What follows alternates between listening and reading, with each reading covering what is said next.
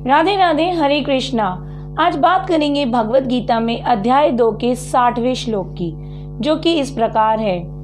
यतो तो हयापि कौन्ते पुरुषस्य विप्रचिताः इंद्रियाणि प्रमाथिनी हरन्ति प्रसभमा मनः। अर्थात हे कुंती पुत्र, इंद्रियां इतनी प्रबल और अशांत होती हैं कि वे विवेकशील और आत्मनियंत्रण का अभ्यास करने वाले मनुष्य के मन को भी अपने वश में कर लेती हैं। जैसे कहते हैं ना, सावधानी हटी और दुर्घटना घटी। तो ठीक इसी प्रकार जिसकी इंद्रियां भी अपने वश में होती हैं, कभी कभी सावधानी हटने से दुर्घटना घट जाती है और उसकी इंद्रियां भी उसके मन को भटका सकती हैं। तो श्री कृष्ण यहाँ पे कहते हैं, इंद्रियाणि प्रमाथिनी, इंद्रियां बहुत प्रबल होती हैं और ये क्या करती हैं? हरंती प्रसभम मनः, ये मन को हर लेती हैं, वश में कर लेती हैं, यह मन को विषय भोग की ओर ले जाती हैं।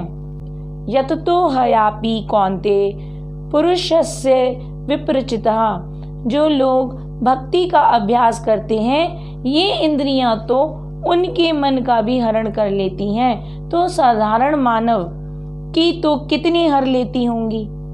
जब पुरुषस्य विप्रचितः, उन लोगों की जिनको पूर्ण ज्ञान होता है कि क्या गलत है क्या ठीक है, उनकी बुद्धि का भी हरण हो जाता है, तो फिर किसकी बात करें। तो इंद्रियां इतनी प्रबल और अशांत होती हैं।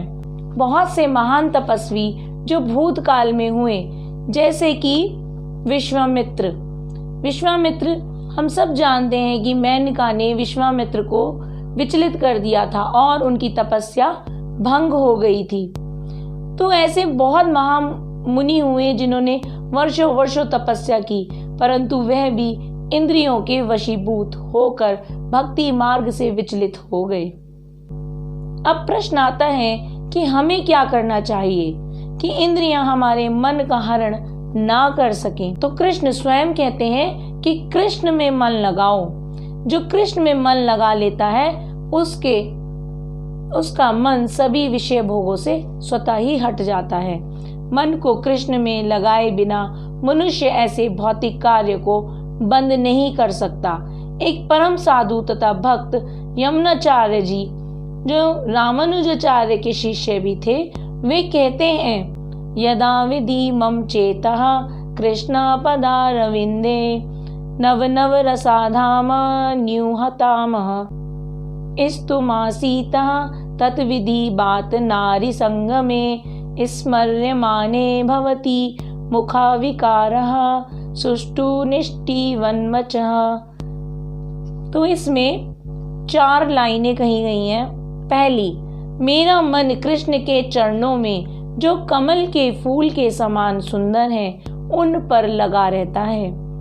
दूसरी, क्योंकि मैं भक्ति का अभ्यास करता हूँ, मुझे नए नए रसों का अनुभव होता रहता है और जब मैं अब विषय भोग की वस्तुओं को या किसी स्त्री को देखता हूँ तो मुझे उनमें आसक्ति नहीं होती। मेरे होंठ सिकुड़ जाते हैं, मेरा मन उधर नहीं जाता। मैं ऐसे विचार पर थू थू करता हूँ क्योंकि वह उच्च स्तर पर पहुंच चुका है।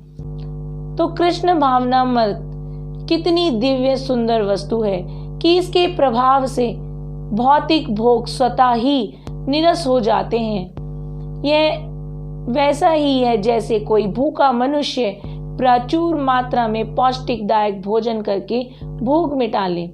जब किसी की भोजन से संतुष्टि हो जाती है, उस समय यदि उसे हम और भोजन, उसकी पसंद का भोजन भी परोस दें तो भी वह मना कर देता है, क्योंकि उसकी भूख समाप्त हो चुकी है। ठीक इसी प्रकार जब हम कृष्णा कॉन्शियसनेस में जाते हैं, कृष्ण भावनामृत हो जाते हैं, तब हमारी विषयों की तृप्ति हो जाती है। क्योंकि जिसने कृष्ण को देख लिया, कृष्ण की सुंदरता को देख लिया, उसे फिर और कुछ देखने की इच्छा ही नहीं रह जाती। उसकी इच्छाएं स्वतः ही खत्म हो जाती हैं, समाप्त हो जाती हैं। इसी प्रकार भक्त की भूख भक्ति से मिट जाती है और वह विषय भोगों की ओर नहीं भागता। भक्त की भूख भक्ति को और बढ़ाने के लिए होती है। वह माला प्रतिदिन करता है, किसी दिन 2, किसी दिन 4, वो भूख बढ़ती जाती है। 16 माला, 20 माला, 32 माला, 64 माला, और मन ही मन एक दिन ऐसा आता है कि उसकी माला भी छूट जाती है और वो हर समय निरंतर जाप करता रहता है, मन ही मन जाप करता रहता है। ऐसे भक्त का मन ही कृष्ण में लगा रहता है और तब यहाँ वहाँ उसका मन नहीं भटकता, वो केवल कृष्ण के बारे में ही सोचता है। इसी के साथ राधे राधे, हरे कृष्णा, हरि बोल।